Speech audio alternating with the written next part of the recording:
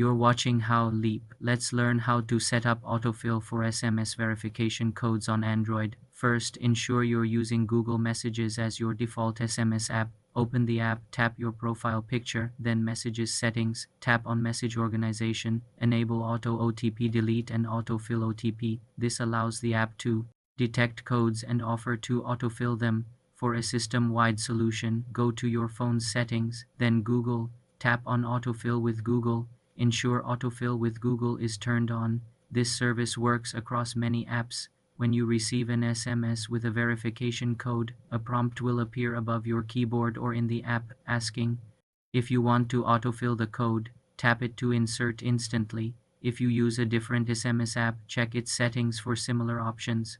Also, ensure your keyboard app, like GoBird, has permissions to read clipboard or suggest text. In GoBird settings, tap Suggestions, then make sure Show Suggestion Strip is on.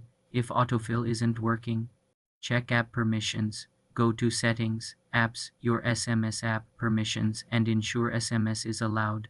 This feature saves time and reduces errors when logging into apps. For more simple computer tutorials, subscribe to the channel.